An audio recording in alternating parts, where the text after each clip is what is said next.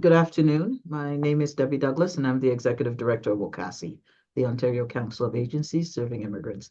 It is always so good to see so many of my colleagues from across the sector coming together to learn from each other, to learn from our dear friend and colleague, Dan Hiebert, who always has something interesting to share with us.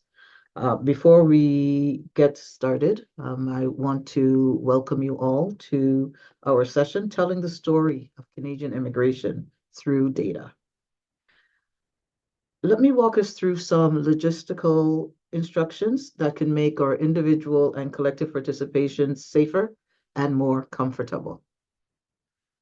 First, safety and comfort.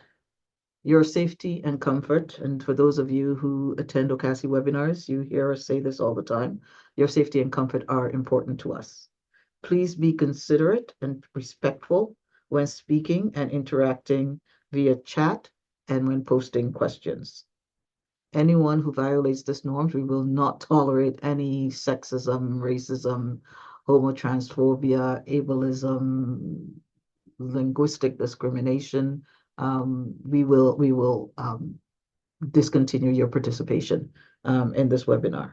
So we ask that we engage with each other with respect and understanding. If you need assistance at any time, please reach out to OCASI staff by sending a direct chat message. So use the chat to send a direct message to @OCASI_support. And you can see that on your screen at OCASI_support in case you're having any assistance that you might need, including technical issues. We know that Zoom fatigue is real, so do what you need to do to take care of you first.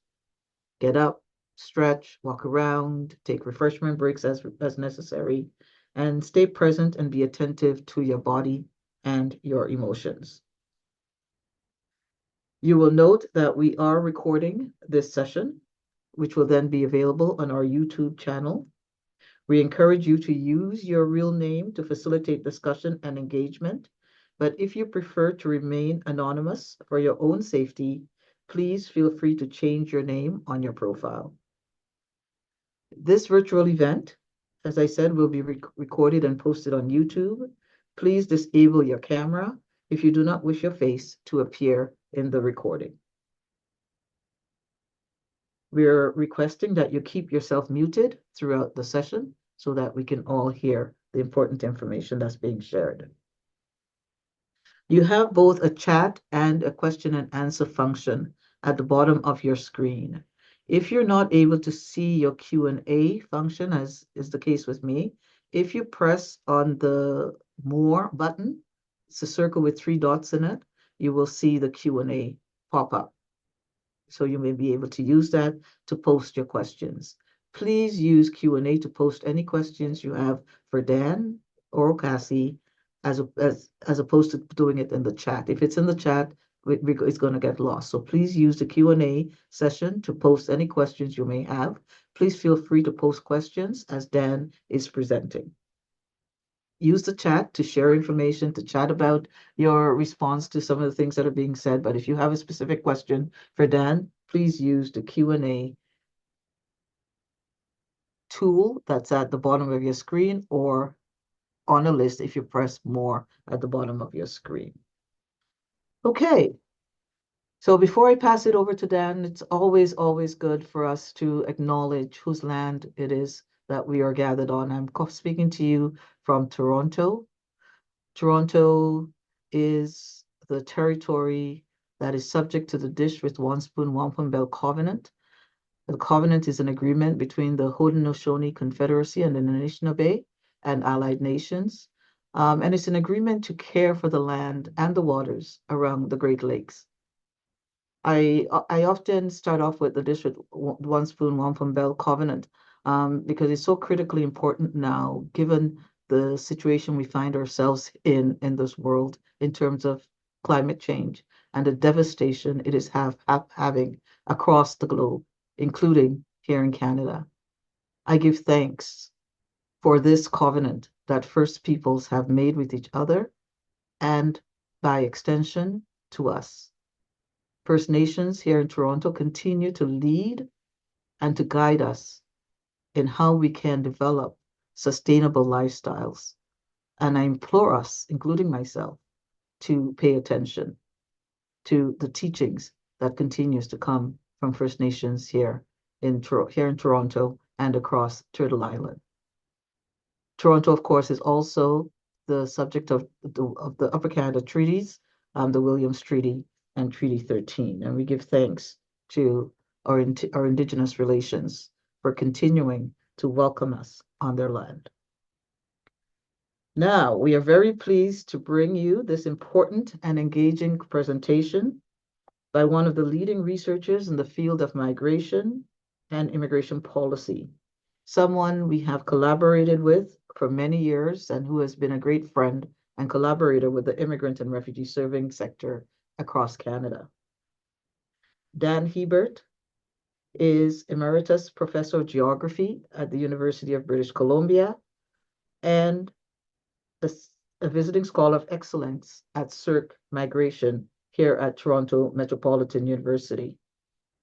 At UBC, he conducts research on migration and immigration policy and the impact of immigration on Canadian cities. This includes an effort to understand Canadian immigration policy within the wider global context. Dan, it is such a great pleasure to have you with us today. Welcome. Oh, thank you so much, Debbie. And can I just say that when I approached Debbie with this topic some number of weeks or maybe a couple of months ago, she was very welcoming and generous and quick to set up this great event that I hope will unfold well, I hope, over the next hour and a bit. I also want to thank the team at OCASI, who's always been really helpful in making sure the technology works. I think I last spoke with you as an organization at the beginning of the pandemic, so about 4 years ago. So it's been some time. It's good to be back, so to speak. Okay, what I'm going to do is share my screen now, and I'll start with a bit of a slide set, and hopefully this is going to work well. And then in a bit, I will show you an online tool that you hopefully will find useful in the future. So I'm just going to maximize my slide set.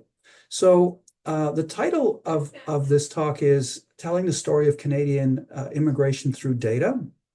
And I'm going to make a bit of an apology at the outset. The website is really dealing with how immigration is affecting big cities of Canada. In Ontario, so far, we've only really included 2 of the big cities, which are Metropolitan Toronto and Ottawa-Gatineau.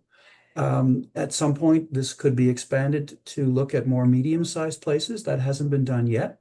But so I'm just going to apologize to those of you who are in other parts of the many regions of Ontario. Hopefully, this still speaks to you in the sense that I think some of the tools that we're developing could be used in these other parts, but they're at this point really dedicated to the large settlement locations. So what I'm going to do now is start by saying who I'm working with, then give you a little bit of an agenda. So this project is actually the brainchild of my good friend and colleague, Steven Verdevec, who is a director of the Max Planck Institute for the Study of Religious and Ethnic Diversity in Germany. And he found most of the funding for the project. So that's, big thanks to Steve. And then I've also secured some funding from Toronto Metropolitan University, in particular, through something they call the Bridging Divides project. That has enabled us to update the data for the website to the 2021 census and even more recent data for immigration to Canada. And I also want to acknowledge the people in Canada that I've been working with on the website. So Sandeep Agrawal has helped with thinking through the issues around Edmonton. Bronwyn Bragg has been working on Calgary. Annick Germain has been working on Montreal, and Brian Ray on Ottawa-Gatineau.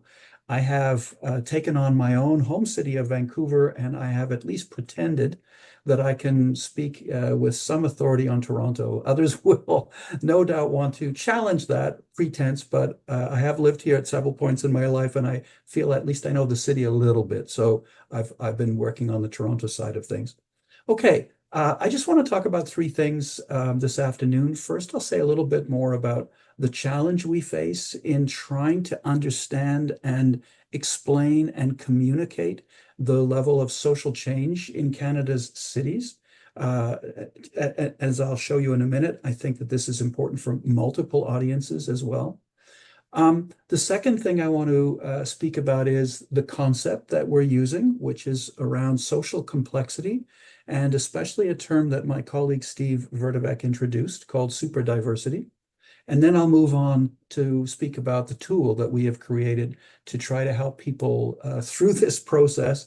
And as people use this tool, I think that what they will find is it really enables people to tell stories. And that's why, the title seemed appropriate around using data to tell stories about immigration to Canada. Now, the last part of the presentation will really address that particular issue. So that's the agenda for the next little bit. And as I said, I'm going to start with the challenge. And as I pointed out, it's really to try to help people understand the very profound level of social change that we are experiencing in Canada. And as I noted, we really want to try to reach several audiences. Of course, Steve and I and the others that have been working with us on this website are all academics. So of course, we're trying to reach other academics, but we also are hoping that our work helps policy officials better understand the outcomes of the kinds of decisions that they are making. And as you know, those decisions are quite far-reaching. We've seen just a couple of examples of very important policy decisions recently that will have big changes in Canada. So we want to help people on the policy side understand what it all means, so to speak, at the local level. We're hoping also to help people like yourselves who are involved in supplying very important services to newcomers to Canada. And we're hoping that the tools that we are providing will assist you a little bit in terms of understanding your clientele. Now, of course, you understand your clientele perfectly well through seeing them on a day-to-day basis, but sometimes it's useful to have some sort of broad statistical overviews of the folks that are coming to Canada, so you can kind of get a sense of the broader picture of the folks that you're serving, not just the day-to-day folks who come through the door. I'm also hoping to support media in its efforts to understand and communicate the new realities of Canada, and then of course the broader public. So lots of audiences for this, we hope, and we hope people will find it of some value. One other thing I'll quickly say, and I'll speak about this in a bit more detail later, we're also hoping that through showing people actual data, we can dispel some important myths about immigrant settlement and the impact of immigration on cities. And as I said, I'll speak to that in a little bit more detail in a second. But let me start with a handful of slides that give a sense of the context that we're speaking about here. This first slide, nice and bold. I really like it very much. I just stole it out of a Statistics Canada report that came out just after the 2021 census was released. And what this looks at is the growth of the Canadian population, but dividing it between those who live outside of census metropolitan areas and those who live inside the bigger cities of Canada. And the blue part of the chart, which is not quite flat, but you can see the population growth is pretty modest over time. That's in the rural and small city parts of Canada, whereas the orange part shows the population growth of Canadian cities. And you can just see there's two very different speeds and patterns of growth across these two different places. So that's why we're really focusing on cities as the site of the most social change in Canada. And then this second slide, sorry, this one's a bit more complicated. It'll take me a minute to explain what this is doing. But this is a chart that looks at for every census metropolitan area in Canada, the blue bar tells you the percentage of the population that are first generation immigrants, a category that I don't need to explain to any of you. And that ranges from the highest is in Toronto at a little more than 45% of the population is first generation immigrant, and then it goes down across the cities. And notice the the green bar. The green bar is the Canadian average. So in Canada, on average, about 23% of the population is immigrant. But notice that only 11 different metropolitan areas of Canada have more than that, right? So immigrants really concentrate in a small number of places in Canada. And together, those 11 places account for 4 out of every 5 immigrants that live in Canada. They also account for 4 out of every 5 newcomers to Canada. And they also account for 4 out of 5 of all the non-permanent residents of Canada. So these groups are all highly concentrated in a relatively small number of places. And then, crucially, highly dispersed across the rest of the country. So there's immigrants everywhere. But generally speaking, outside of the big cities, those are very small groups, whereas inside the big cities, we're talking about big concentrations. The third one really targets in on Toronto, and again, apologies to those of you from outside Toronto and Ontario, but I'm just going to highlight the situation of Toronto. And I think this really gives a nice summary sense of the social change we've seen in this particular city. And the top line of the table tells you the overall population of Toronto in 3 different census moments. Back in 1996, then 10 years later in 2006, and then finally in 2021. And you can see the population of Toronto has grown by about 2 million people. A pretty substantial number of people have been added to that population over that 25-year period. The second line speaks to the Indigenous population. And thanks, Debbie, for the acknowledgement that you began this session with. And as you can see, it's grown quite a bit, like tripled in size, but it's still a very small component of Toronto's overall population. In fact, less than 1%, even in 2021.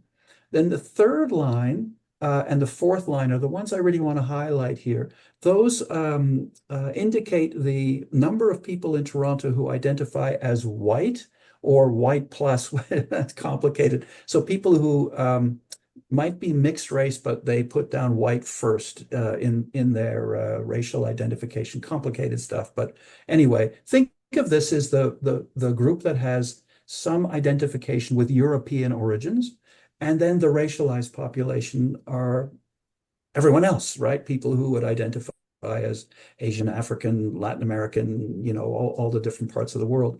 And what's so interesting to me anyway on this table is the line for those who identify as white shows that the population has not grown at all. In fact, it's actually slightly shrunk in metropolitan Toronto. The metropolitan area has grown by 2 million people, but that population has stayed stable at best. Whereas the racialized population of Toronto is where all of the growth has happened and then some, right? So it's gone from 1.3 to 3.5 million over this time period, more than 2 million growth in that population. And that's something we have to help society understand. It's a big shift in terms of the nature of the Toronto population. And then the rest of the table just shows the 3 largest of the racialized groups of Toronto. And then finally, I've got a pair of slides that give you another perspective on this. This one looks at just the labor force, those people who are either working or officially unemployed, but it's the labor force. And there's 3 lines on this chart, as you can easily see. The first one is green. And I should say, by the way, that the chart looks at the labor force of metropolitan Toronto from 2014 to 2024. So it's a 10-year historical look at the labor force of Toronto. And the lines indicate the percent change for 3 different groups. And the green line is the born in Canada group. The orange line are immigrants, and the blue line are non-permanent residents, so temporary foreign workers, international students, asylum claimants who have work visas, and so forth. And as you can see, the pattern is abundantly clear. There's been almost no growth over a 4-year period in Toronto's labor market in terms of the Canadian-born. They're just ever so slightly larger number in 2014 than there was, in 2024 than there was in 2014.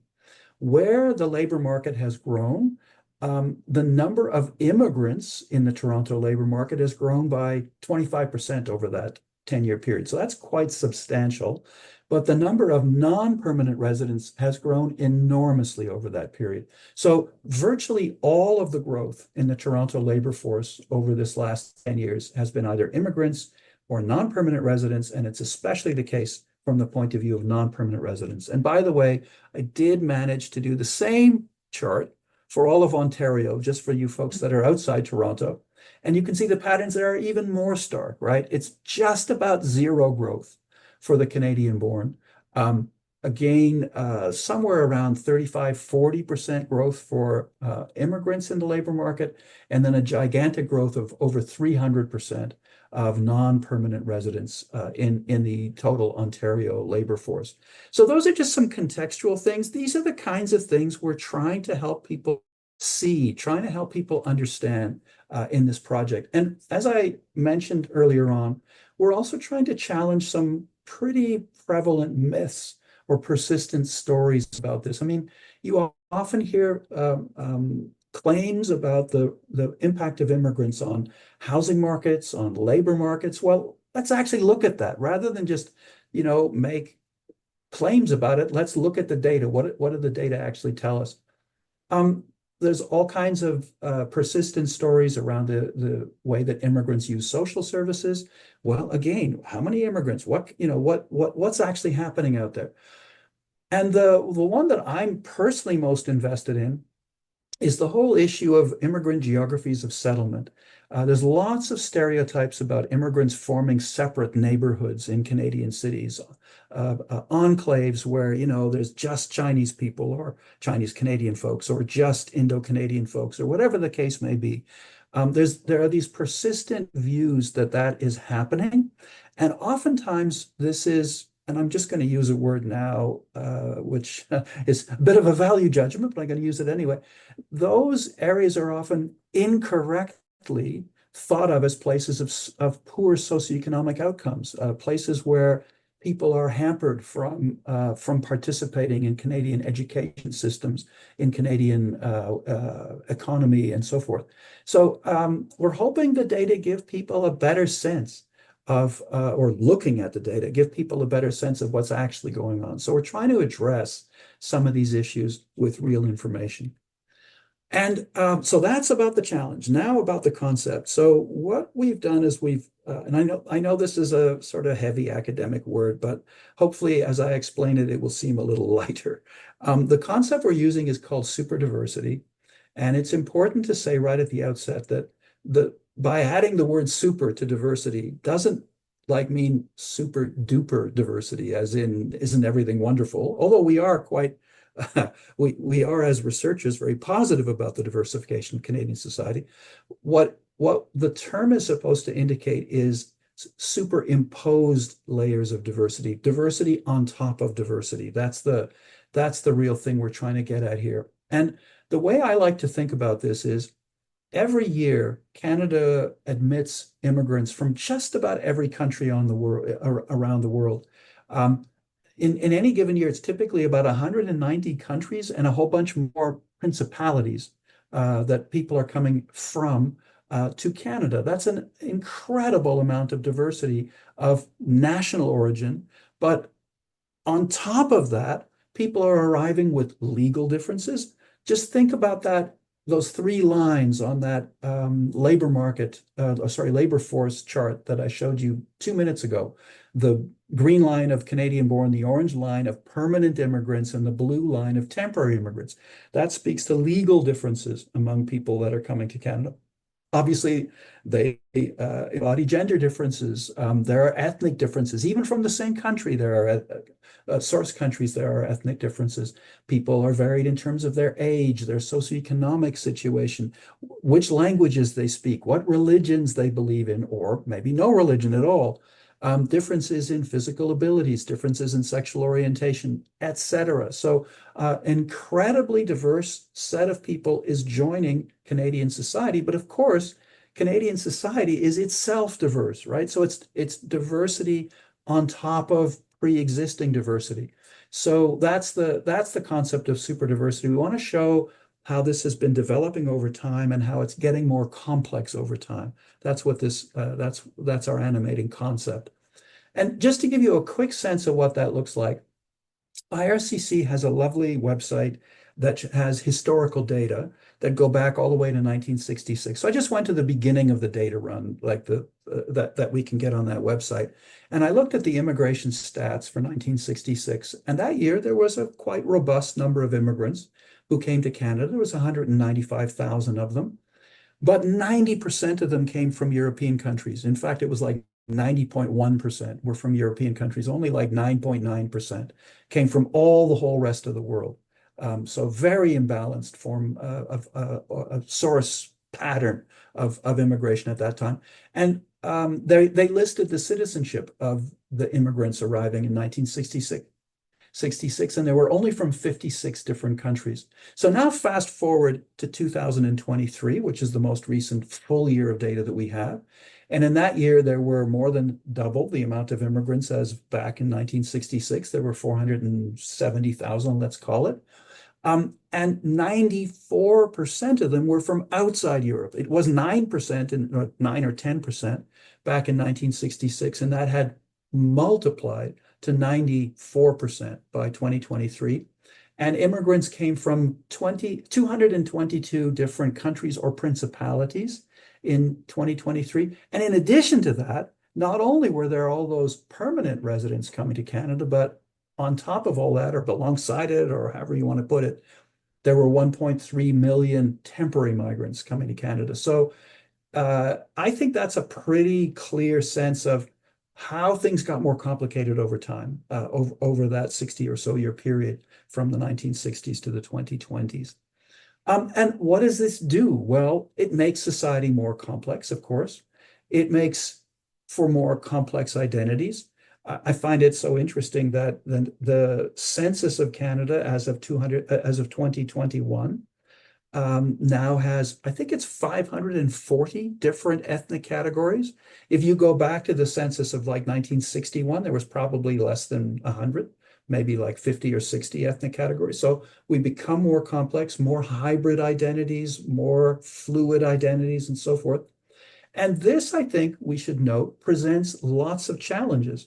I'm not saying it's bad. I'm just saying it presents lots of challenges. First challenge is, how do people talk across these immense and complex differences in a society?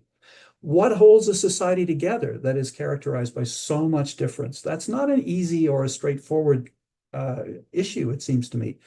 It takes work for a society to have a sense of coherence when it is based on multiplicity. Thirdly, how does one serve a super diverse society? And, the example I like to give, which is quite an extraordinary one, is if you go back to the early 1970s, this was the time when Canada was thinking through and framing the policy of multiculturalism. And it's so interesting how that was done. So there was an advisory committee to the government of Canada that was established, and it was only like about a dozen people. Guess what? They were all men. It was only about a dozen people, and each one of them was chosen from one of the big ethnic populations of Canada. So there was a Ukrainian person, a Polish person, a Jewish person, etc. And each of these people was considered to be the representative of that community, right? So if you wanted to know what was going on amongst Ukrainians in Canada, you asked the Ukrainian person on that committee, and he would say, well, Ukrainians think this or Ukrainians think that. That was the way that it was considered appropriate in 1971 to serve a multicultural population, to understand and serve that population.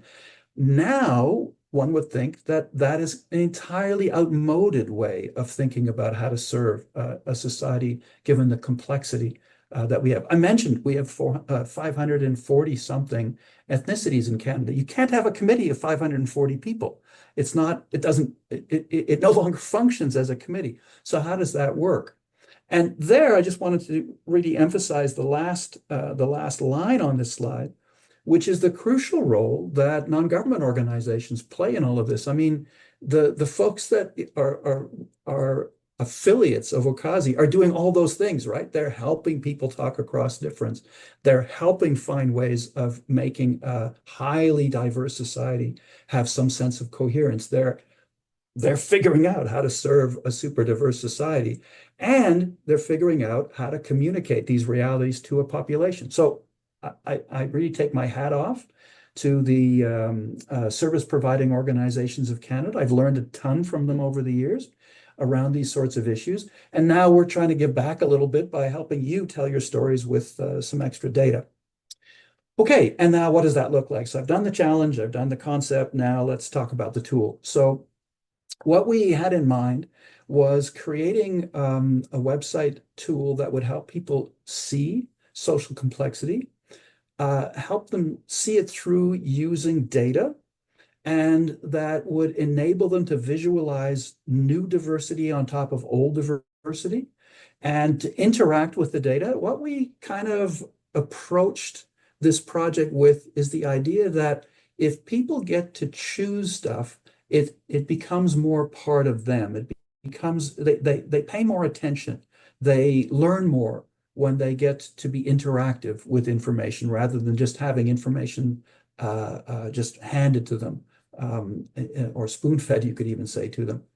And we hope that our work is kind of giving people the impression that diversification in all of its various forms has become the new normal. That's the way that Canadian society is it just is. And as I say, we're also hoping that this tool gives people some sense of helping storytelling. Okay. Last slide before I actually demonstrate the tool itself is to give you a sense of how we set the site up. So we talked a lot amongst ourselves and then with people who are specializing in website design. And we came up with, or we accepted, I guess is a better way of putting it, the concept of scrolly telling. You all know this, maybe you don't know the word, but you know what it is. It's a website that you scroll through from top to bottom or from side to side. In our case, it's top to bottom. And as you do, there's a narrative that is set up. You learn more on a kind of narrative trajectory as you move through the website. So we start at looking at the national system of immigration. Then we turn to cities, and we speak about how cities are influenced by migration. So it's like a starting point. It's migration-led diversification. So we lead with migration.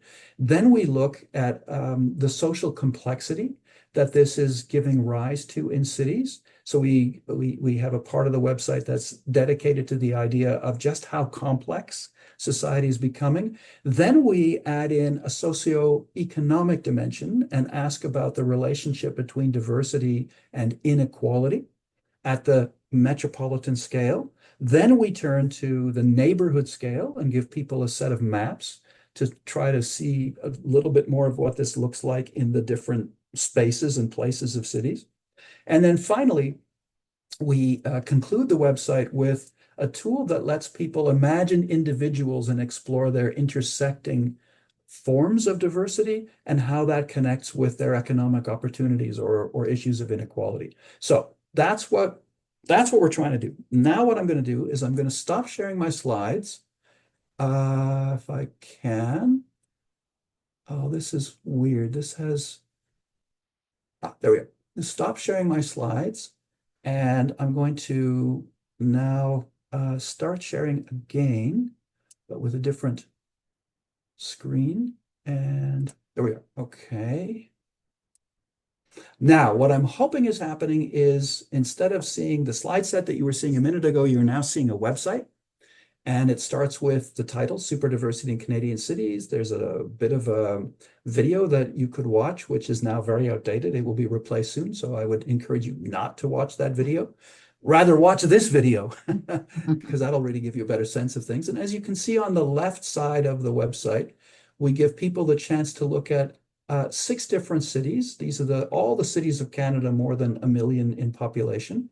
But I'm just going to focus on Toronto for my demonstration. Later, I'll take a little detour to Ottawa-Gatineau also. And we start at the national scale, then move to the metropolitan, then the neighborhood, and then those individual intersections. But I'm going to just scroll you through this thing as the scrolly telling principle kind of suggests. And so we can start at the national scale. And at the national scale, we had a pair of different visuals, interactive visuals. And the visuals have two components. There's a top bit, which is a simple graphic, which shows all of the permanent residents that came to Canada. Remember, it starts at the national scale, that came to Canada all the way from 1980 until the most recent full year of data we have is 2023. And that's split into the main categories of immigration: economic, family, and humanitarian.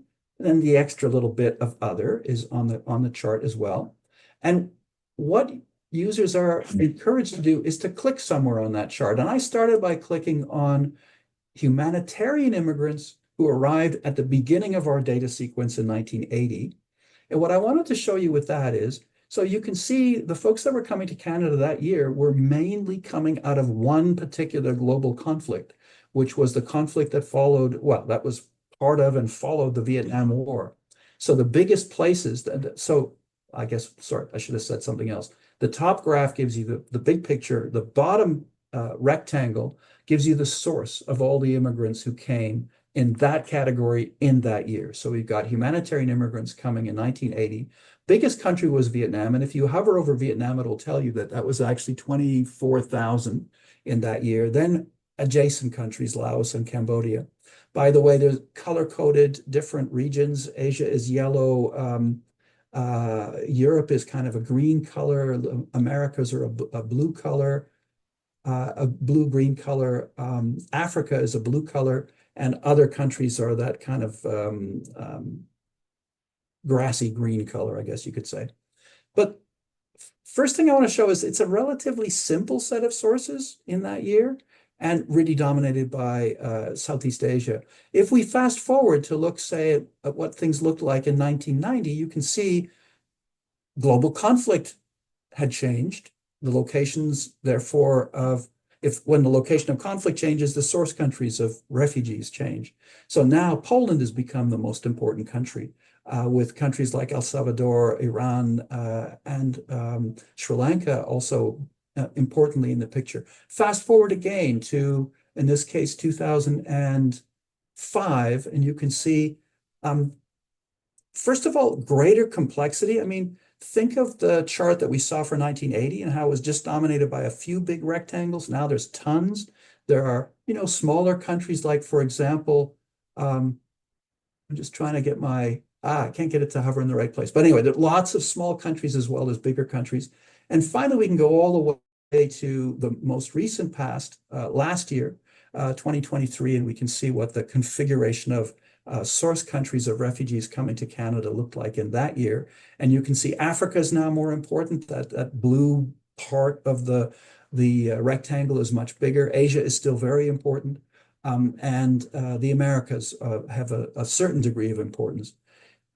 That's the humanitarian side. We can also contrast that with, say, where the economic permanent residents are coming from to Canada that year. And the biggest country by far in 2023 was India, over 100,000 coming from India in just that year. But you can see lots and lots of small rectangles also. Here's Turkey at 895, for example.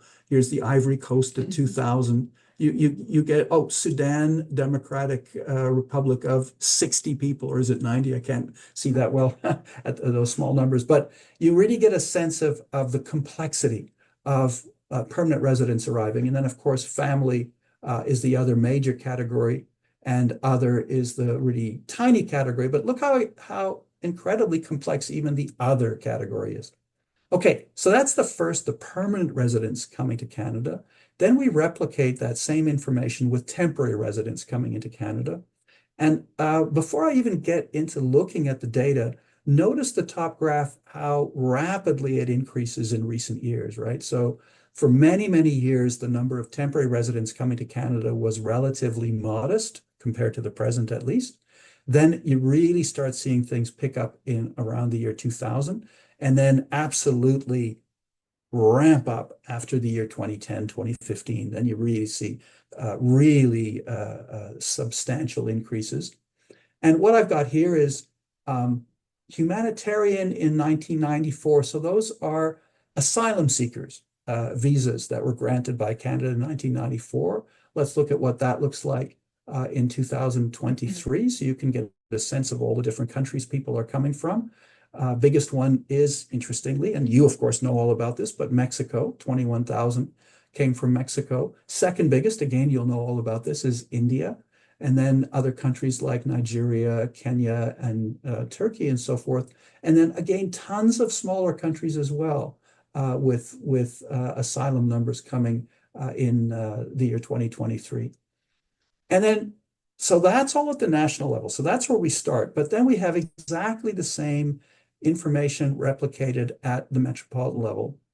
So now you can look at the permanent residents coming to specifically Toronto over that time period, again from 1980 all the way to 2023. I won't go into it in detail.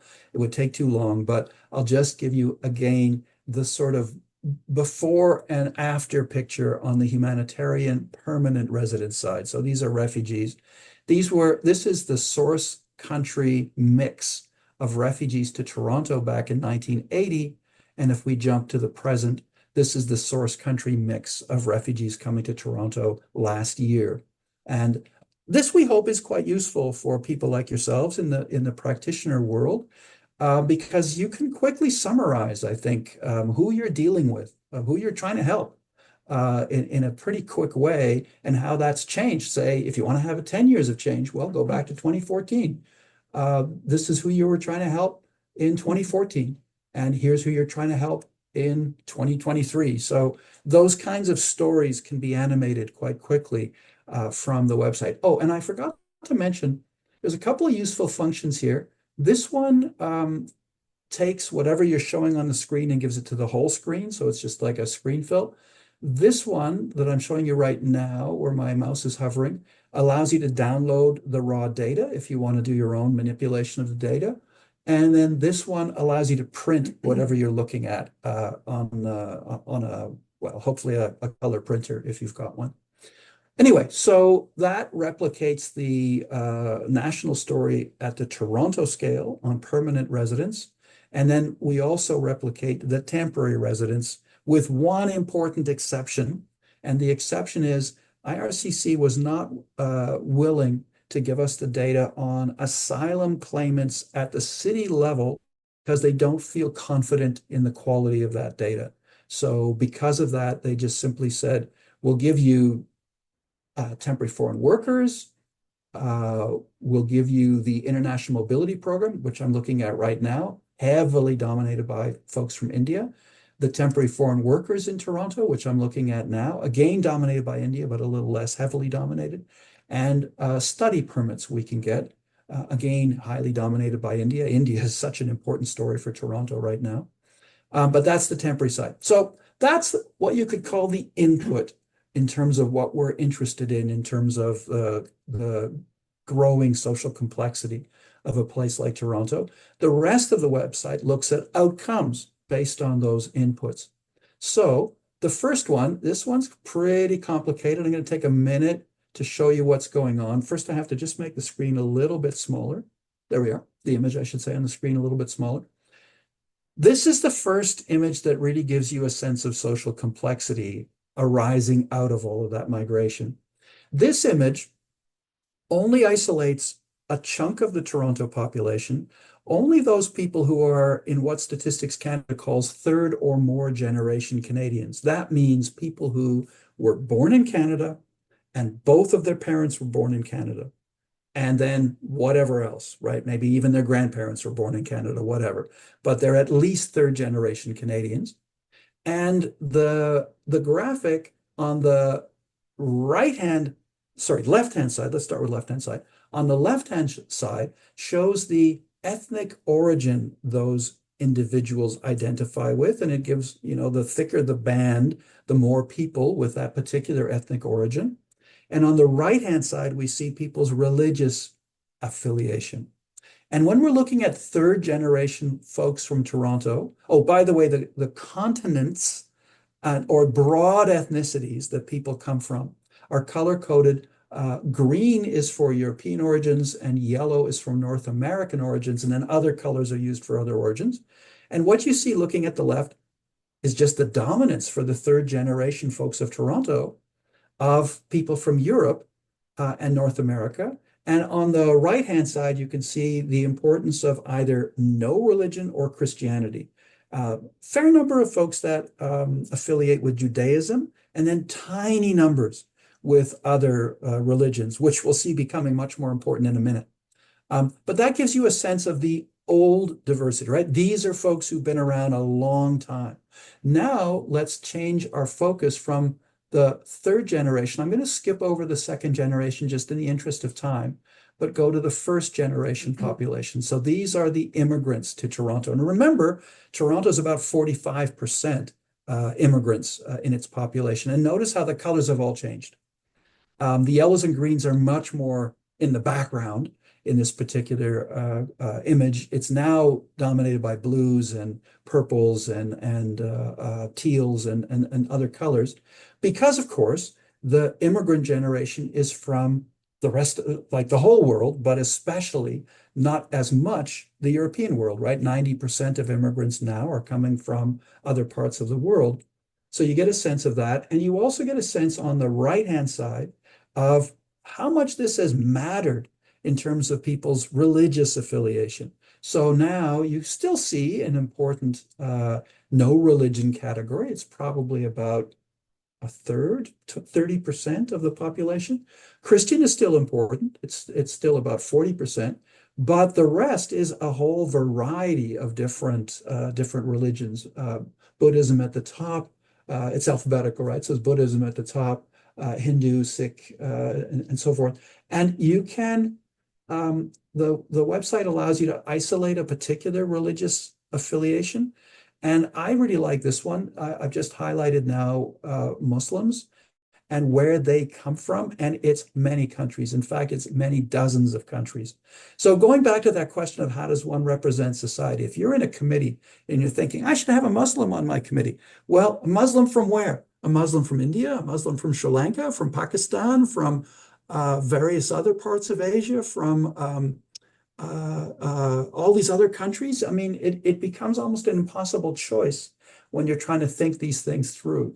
So anyway, this gives a sense, as I said, of the diversity on top of diversity. And one last point about this, really important point, how many different intersections of religion and ethnicity are there in a place like Metropolitan Toronto? Answer is thousands. I think it's like 6,700 or something like that. Unique, different intersections. And my favorite is Jewish Muslims.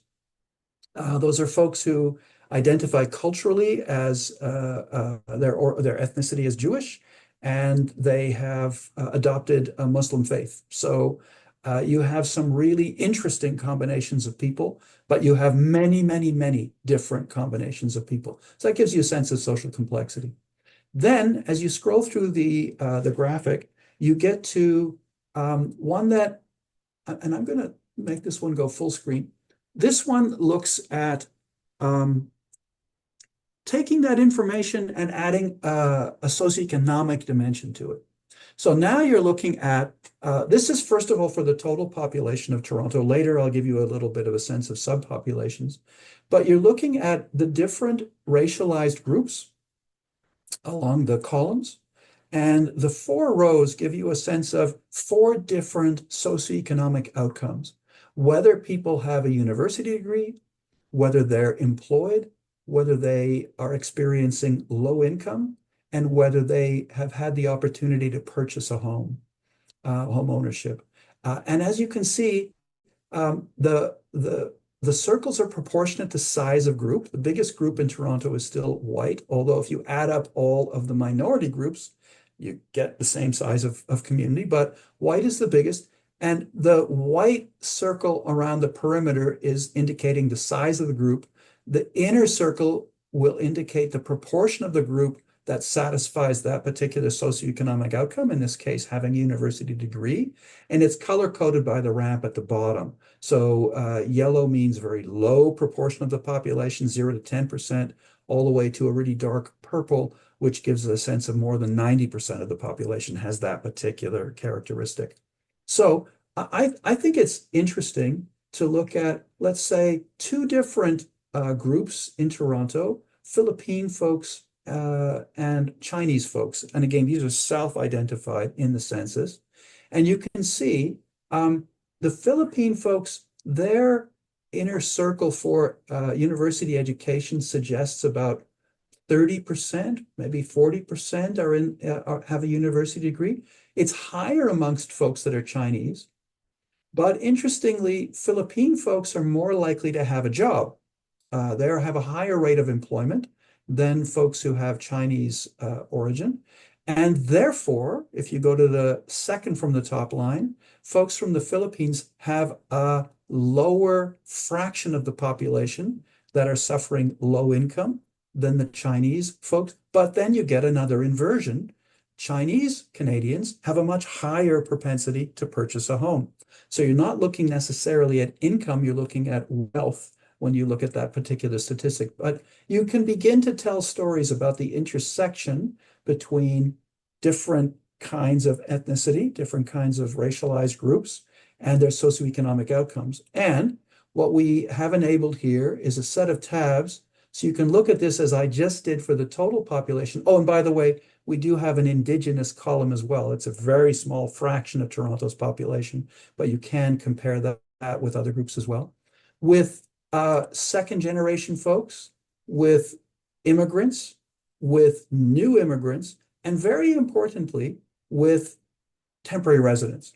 And as we know, the biggest group of temporary residents is from India. So South Asian is the big category here. And you can again look at the different socioeconomic outcomes for just the temporary resident population, as well as comparing them across other groups. Getting there, I'm getting there. I'm not quite done yet, but please bear with me. I have a little bit more to say. Then we take these kinds of concepts down to a neighborhood scale. And we start by offering people a set of what we call traditional maps. And on the traditional maps, you just see something like in this case, this is the distribution of immigrants in Toronto. This is the distribution of the most recent immigrants in Toronto. And one of the nice things that we provide as a service to users on this is you can click on any one of the categories. And so those are the neighborhoods of Toronto with the highest ratio of new immigrants to Canada. So you can kind of isolate different things. We also give you a chance to look at the big racialized categories at where you have high income, low. Well, here's a fun one. Where do the rich folk live in Toronto? And let's just look at the specific locations of the richest population of Toronto. Those of you from the city will know what those locations look like. For example, Rosedale, Forest Hill, et cetera, et cetera. And so you get to choose any one of these kind of traditional maps if that's your interest.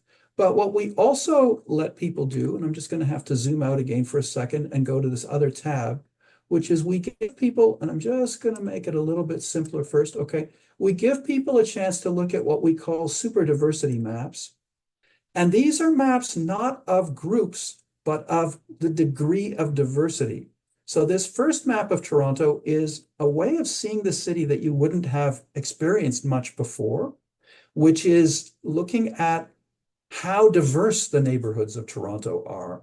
And in the darker blue color, those are the parts of Toronto that have the most ethnic diversity.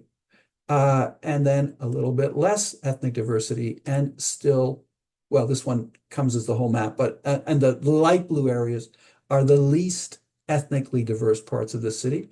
And then we also allow people to look at other forms of diversity as well. And I'm sorry, this one's a bit complicated, but I just think it's really interesting.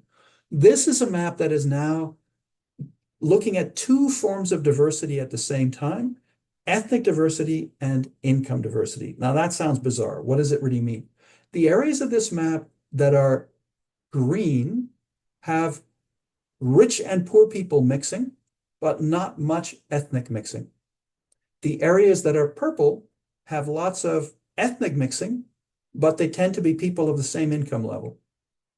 And areas that are dark blue, and I'll just isolate those are the areas of Toronto where you see profound diversity because you have people from across the income spectrum sharing a neighborhood with people of many different ethnicities. So those are kind of, you could call those the super diverse parts of Toronto. So you get a little bit of a sense of playing and exploring with the city from that. But what I really want to concentrate on for my last minutes is the final one. So we've gone from the national scale to the metropolitan scale, and now we go to imagining the intersections at the individual scale. And here we give people the chance to imagine a person based on their age, their gender, their ethnicity, their immigration status, and their immigration category. And once you make that selection, you get to see the expected socioeconomic outcome across 6 different measures. Whether they would speak an official language at home, whether they would own a home, whether they have affordable housing, whether they're out of low income, so in other words, in a moderate or good income situation, whether they're employed, and finally, whether they have a university degree. So you can get a sense of all of those. And the dials at this point are all set with a line pointing at the middle of the dial, because we're looking at everybody, all the entire working age population, when we start this particular animation. But the minute you change any one of these categories, the dials will shift. And if the line moves towards the right into the blue-green area, it says that person has a higher tendency to have a positive outcome. And if it moves to the left into the pink zone, it has a lower tendency to have that outcome. So let's start by just looking at newcomers. So the most recent immigrants to Canada, and you can see they're very different from the total population of Toronto. First of all, they're really educated, but they haven't yet fully found their place in the labor market, so not quite as high a level of employment as the general population. Don't yet have anything like reasonable incomes on average. Don't have affordable housing, do not yet own housing, and are not yet able to speak an official language at home. But you can then scroll through the different cohorts of immigrants. And let's look at folks who've been here at least 20 years, and the dials are very different than they were when people first came. Actually, education wasn't quite as prioritized back 20 years ago as it is now, so they aren't quite as educated as the total population, but higher propensity to work, better income kind of level. They're generally in affordable housing and a high propensity to own housing. So really quite a different set of socioeconomic outcomes for people who've been here longer. And I'm going to go back to now just look at those who are second generation. What about the kids of immigrants? Okay, so you get a sense of their outcomes. And where it gets interesting is you can choose the age group that you find interesting. So these are the young adult children of immigrants to Canada. You can choose by ethnic origin. So let's look at the biggest, the biggest ethnic origin in Toronto is South Asian. And look at how positive the economic outcomes are for second generation South Asians in Toronto. But then not all the stories are so happy.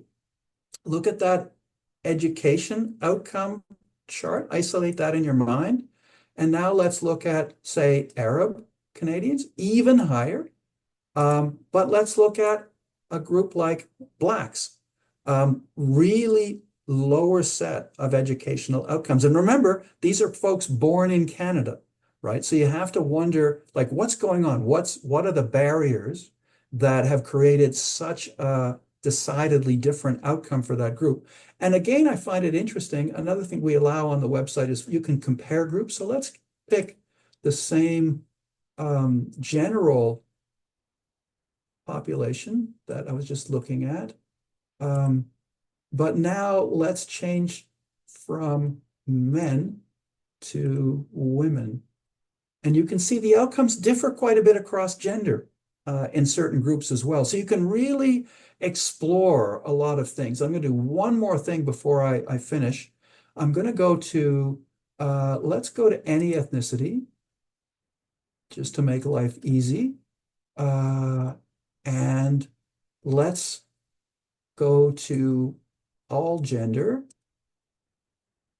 again, to make life easy. But let's now, and let's go to immigrants who came, let's say, 5 to 10 years ago. And let's contrast this time economic immigrants and refugees. Again, you see very different patterns, very different socioeconomic outcomes depending on how people come to Canada. So we really hope that this is useful for organizations like yours. I'm going to stop sharing my screen now because I'm going to finish finally. We hope that this is useful information for groups like yours. And oh, what I haven't done, I'm terribly sorry. It just dawned on me that I have not looked at the Q&A, and I see there are 16 questions that have emerged.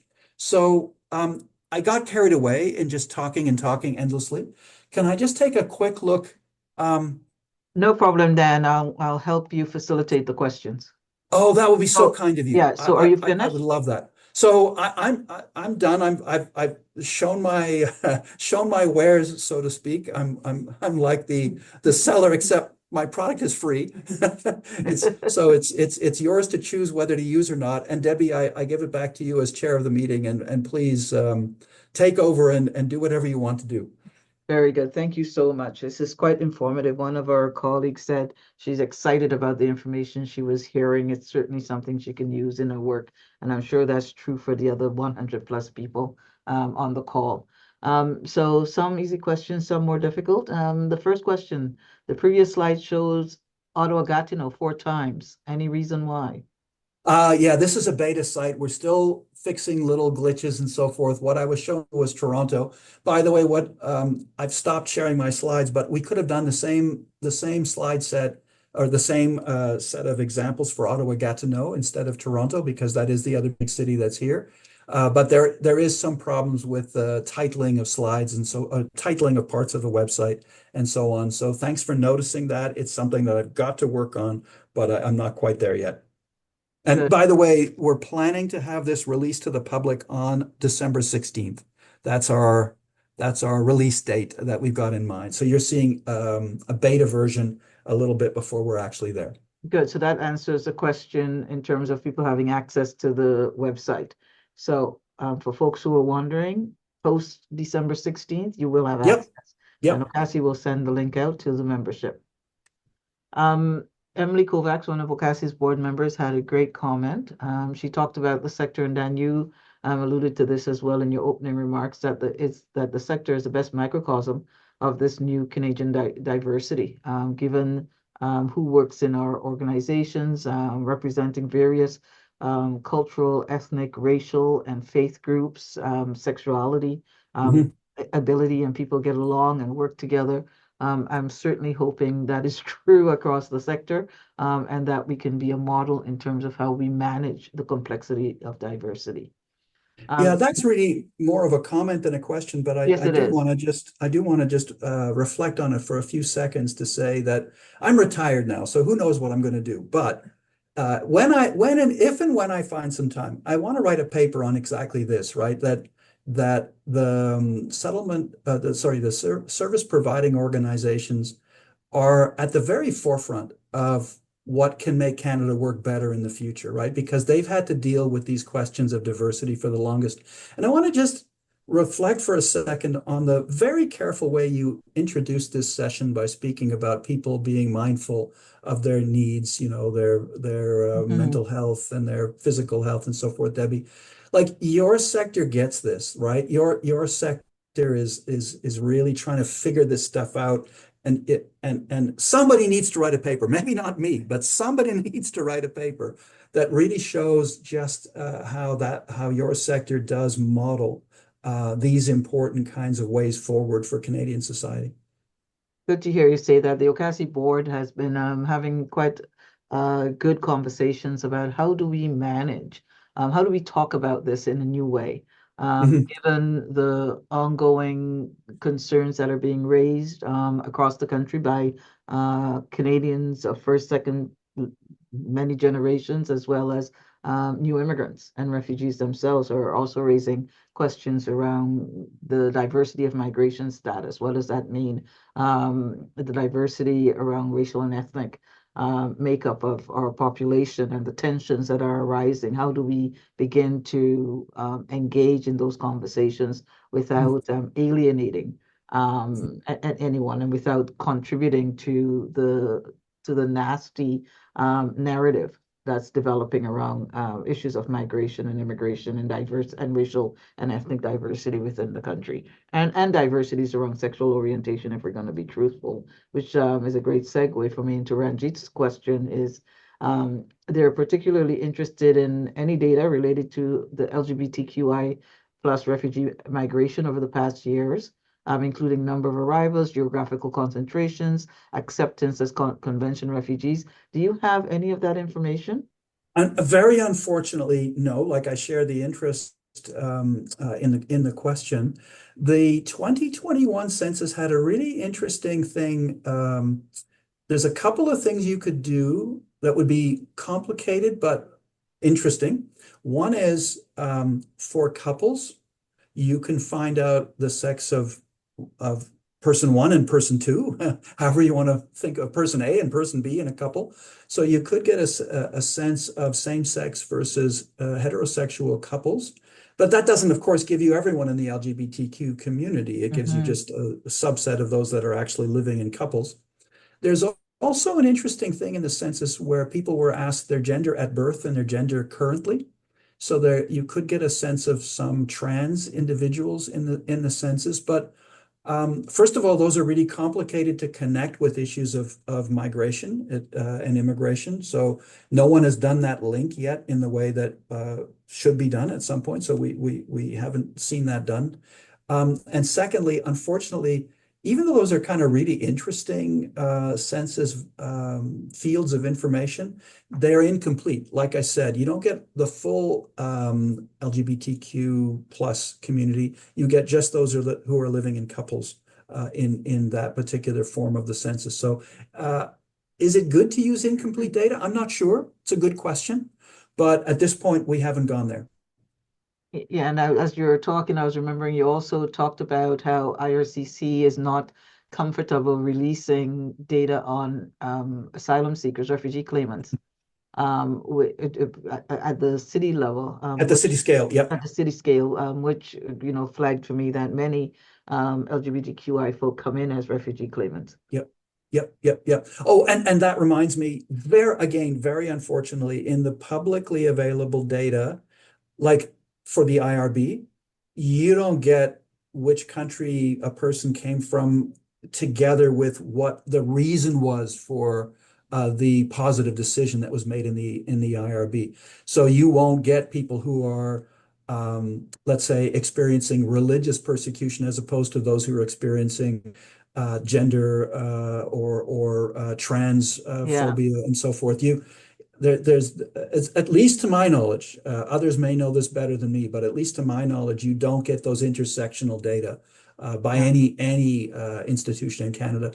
And I don't know, maybe that's not the worst thing in the world because you're really dealing with such what's the right word? Such tragic areas of people's lives, and to make those kind of tragedies into data, I don't know. I mean, we could have a long conversation about the philosophy of that, but I'm a little bit skeptical about how far we want to go down that road. Yeah, it'll make for a good debate because I think at Mhm. OCASI, one of our other academic colleagues, Sean Rehag, has been trying for years to, as you know, to try and pull that data out from the IRB in terms of Mhm. queer folk who have been Mhm. successful and how and those who have not been successful are just as important, and then Yep. linking that to countries of origin. I'm not sure how far along he's gotten with trying to pull that information together because, as you said, IRB data is so difficult to work with because of how they Yep. collect the information. Super messy. Yeah. So Ranjit, some work for you to do there. We look forward to what else you can lend to this conversation, including the issue that Dan just raised in terms of do we really want to push on this area given the trauma that many folks coming through those categories have already endured. but I think that leads for a good conversation. Heather asked, is there a website where we can see the super diversity data? You heard Heather, it will be released publicly as of December 16th. And so pay attention, stay tuned for mid-December. OCASI will send out the link once we receive it from Dan and his team, and we'll send it out to the membership and encourage our folks who are on the issues list to disseminate it across the various organizations. So that will be great. Again, another question about the website link. It's coming mid-December. We will make sure that you have it. Amber says she may have missed something, that this tool only integrates data for Canadian cities with populations over 1 million. Do you Yes. you only include large Yeah. cities? At this point, yes. And that also connects to the question that Emily asked, as well as the one by Amber. Yeah. So here's the challenge. When you want to look at things like the intricate relationship between ethnic origin and religious affiliation, you need a big population to work with. Otherwise, Statistics Canada will suppress the data for being for having too much of a risk of identifying individuals. So if we move down the hierarchy from places of, so far we've done just over 1 million. If we move, say, to places of 500,000 and include a place like Kitchener-Waterloo, a lot of the data will be suppressed. So the question then becomes, is it worth our effort to put a lot of effort when we're going to end up having a lot of visuals that have blank spots in them, and just don't give the full set of information? And we're grappling with that issue, right? Like, we know people from smaller, middle-sized and smaller places would love to have this kind of information at their fingertips, but would they actually get the information, or would it all be suppressed in a whole bunch of gray zones, or problems in the data? Yeah, so we need to do an experiment and to try with like London, Ontario, or something, a mid-sized place, and see what that looks like. Haven't done it yet. Thanks for that. I'm sorry I missed that question, Emily. I was actually staring at it. Um, Gila asked, yeah, how can we access these statistics and diagrams? Dan, can we Coming share your the way slide? on the 16th, and also I did mention it really quickly, but I'll just reinforce the point that we do give everyone the option to download the original data. So if you don't like the way we've portrayed things and you have a better person that's better at graphics than we are, by all means, go to it and teach us something. That'd be great. Okay. Will we be able to share the slides you used today? Well, I think they're recorded as part of the Yes, they process, are are they not? actually. Yes, they are. So by definition, I think you've got them. I'd be happy to send them again, but I think you've already got them. Yeah, I'll leave that to Amy to decide if the recording is sufficient or if she wants the slides as well. Okay, Nicole says, while you were presenting the maps for immigrants, you showed we could download the raw data. Okay, you just responded to that.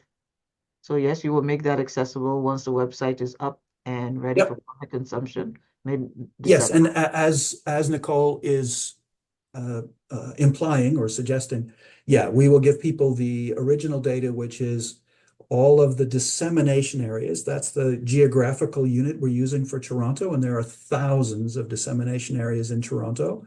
And for each one of them, we have every ethnicity and all the other variables that we're looking at on the maps, high income areas, low income areas, all that stuff is there.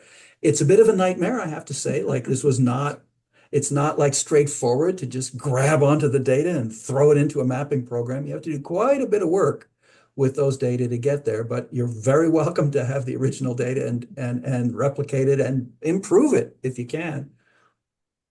Good. Max said that someone else shared there's a link to a website, but that would be Oh yeah, so Max has found our original website, which was based on 2016 data, and up until I think 2019 or 2020 migration data. So this is an upgrade and an update that we're introducing to that old website. So you're very welcome to look at the old one between now and December the 16th. But what's going to happen is on December the 16th, I think the way it's going to work is the old site is going to be archived. So it'll be like the URL that you've got listed there with a /archive. and then the new one will be superimposed on top of the old. Good. So that was it in the Q&A, but we have some questions in the chat as well. Folks are wanting to know, Ken wants to know if you also include indigenous stratifications. Yes, I won't be able to show it now because I've turned screen sharing off, but one of the ethnicities you're able to choose, let me just double check to make, yes, one of the ethnicities you're able to choose is indigenous peoples. So you can look at all those different intersections for indigenous folks as well as for the different racialized groups that we were looking at. Very good. And Freehand wants to know if the resources are free. Yes, once the website is Yep, up, totally. Yeah. Everything's free. Yeah. everything will be free. This is Um, public work. yeah, lots of thank yous, Dan. Oh, that's People are nice. excited about you writing a paper. Okay, Um, we've got one done so far, but it's very academic. What we need to do is write something that is more for the public. And I don't want to do anything I shouldn't be doing here, but I will say that there is one journalist that is among us today that might be able to write a story on this particular website. So we'll see. There might be something put in Canadian media on this. I won't put anyone on the spot further than saying well, that, we were but expecting our friend, the journalist who is on our call today, to write something about this new data. so there may well be something that is really oriented at public understanding. Like if I were a good journalist, maybe I'd be a journalist instead of an academic. I rely on journalists to do that job, which I'm not particularly great at. Yeah, folks are just saying thank you. They found this presentation very, very helpful. Folks are thanking you for the resource and for the Q&A. Um, I'm seeing a couple more things that I'm not sure that on the we've covered. Q&A, Yeah, I've got some folks that are looking at the website, but you know what? I would encourage you not to bother looking at the website. It's still in beta version. But Tazeen has listed 3 questions here. Do we also do policy changes? No, we are really just giving people data on this website. It's not an analytical policy type of website. What are the future research directions you're considering? Okay, that's a great question. First one is real simple. We're replicating this website for the largest 5 US cities. And I don't know, I don't want to get deeply into politics here, but in a way, we're kind of doing it now, which is like pre-Trump 2. And maybe in 5 years, someone can do post-Trump 2 and see how different it looks in US cities. But we're doing New York, Chicago, Los Angeles, Houston, and Miami. That should be available by about the middle of next year. And then the other thing we're thinking about doing is including some extra layers in terms of our mapping and trying to get some stuff like, say, vulnerability to COVID or some other kind of health information to see how that kind of overlays with issues of diversity. We haven't got there yet. We're just kind of talking about that. We've been just busy updating and upgrading the website, but that's another possible direction. that's And good. then finally, I don't know, Debbie, do you want to deal with this or I could just, No, go ahead. yeah. And then the third question that Tazeen asks, what concrete policy themes are you expecting to contribute through this data?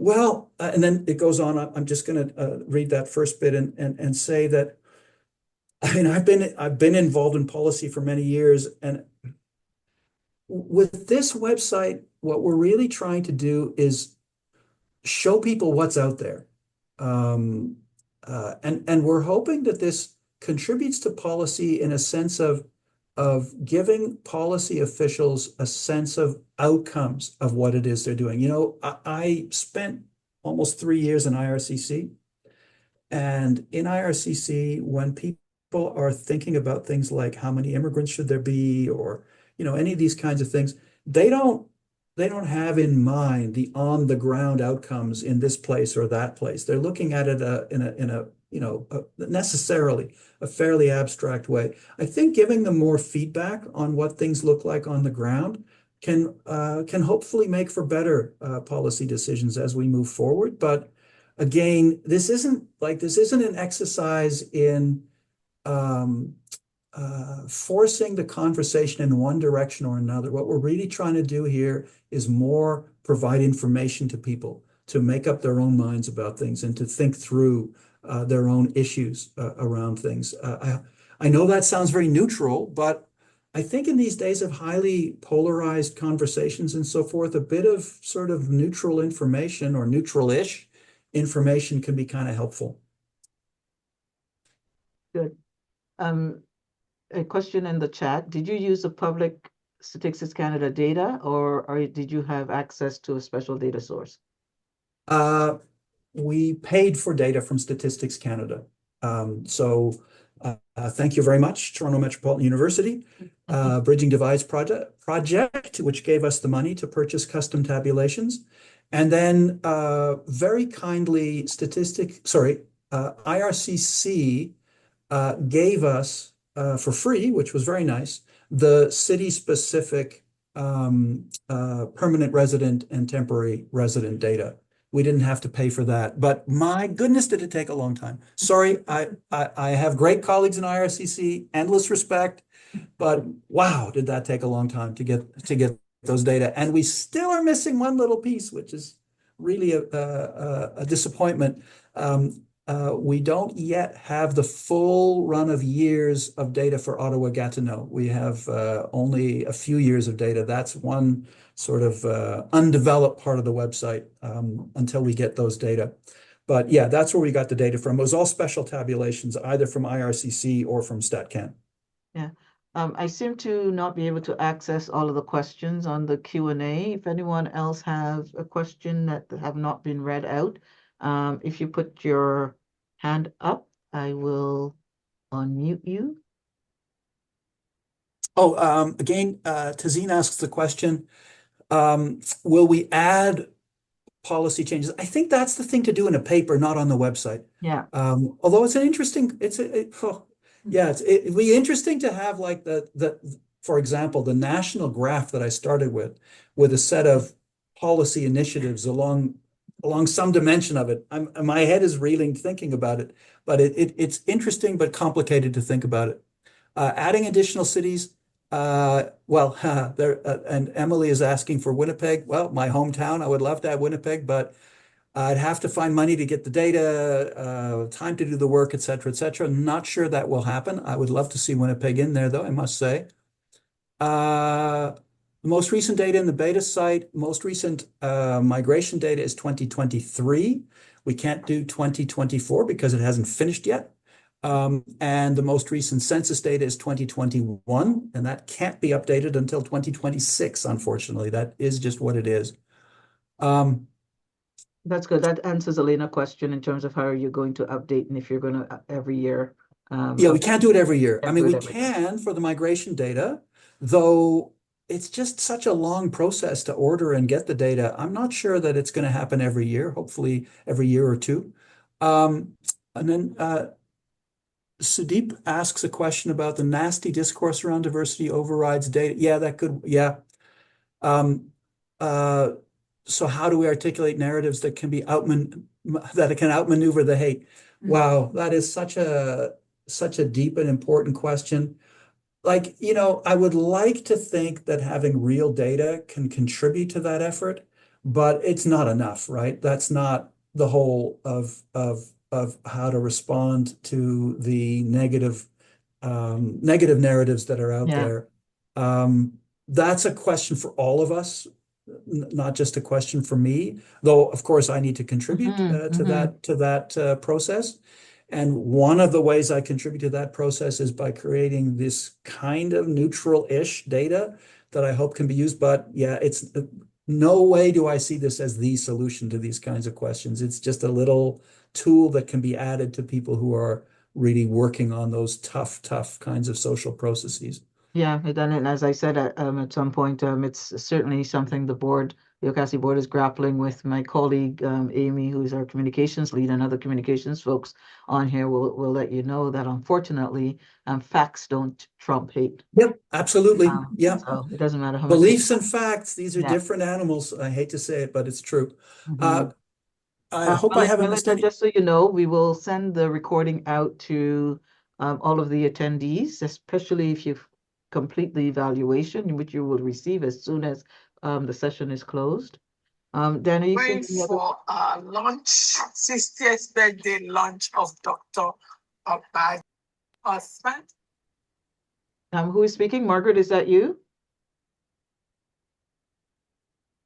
Oh, it probably was not meant for us. Yeah, I think maybe No, just someone turned no, off their mute for a second. no, not that. I see a question from, I have to take my glasses off. Chrysanthi Okay. around language. Yeah, that would be a really interesting field to add, but we'd have to really, I hate to say it, but to really put language in there and to look at francophone outcomes, we would have to reorder all the data because it would have to be intersected with everything else. Super useful. Like I'm really interested in the question about francophone outcomes in Canada, but it would really take a lot to add that as a dimension into the website. I know that's not a good answer, but it's a truthful answer. But thanks for that, Tazine. Actually, I hadn't even thought that Francophone was not included in here. The data sources, like I said, the data is Yeah. going to be downloadable on the website. And then the last question I see, the Canadian economy this is from Angelica. Canadian economy follows the population-based growth model as well. In your first slides, you show the white population did not grow significantly. How much would it have grown to support the necessary? Would it have to have grown to support the necessary economic growth? Sorry, I'm not a economist demographer. I mean, I dabble in those areas. I'm not the kind of person that could give you a number for how fast that would have to have grown. But just want to add a little corrective if I could. The chart that I showed you that had the flat line and then the swooping lines wasn't about racialized stuff in the labor force. It was about immigration status in the labor force. So it was Yeah. contrasting the Canadian born with permanent residents with non-permanent residents. That wasn't about sort of white versus racialized. It could well have been confusing because I later spoke about white versus racialized people on in other parts of the website. So I get it where that might have been confusing. But anyway, yeah, we're at a point where the Canadian born population has just about stopped growing, full stop. Like I think in 2023, there was something like 17,000 more births than deaths among the Canadian born population. It's just about zero growth. So looking forward, functionally all population growth in Canada, if there is population growth, will happen through immigration, not through natural increase of the population. Thank you. We like to honor the time that we say, so thank you so much, Dan. Oh, okay. Brilliant as usual. Thank you to CERC. Thank you You're very great much. partners. We like collaborating with you. As I said, thank you all who participated, who showed up and spent the afternoon with us. Those of you who asked questions, which helped to enrich even further the presentation. And as I said, you will receive an short evaluation, probably 2 or 3 questions. As soon as we've ended the session, please complete it. The recording will be tested to make sure it's clean and will be sent out to those who participated this afternoon. It will also be on the OCASI channel. Stay tuned for the link to the new website in mid-December when it is up and ready to go. This is so exciting, Dan. I can't tell you. We look forward to your work all the time. So thank you again very much. Thank Thanks you so all. much, Debbie, and Have everybody a else great for rest of listening. the day. Thank you.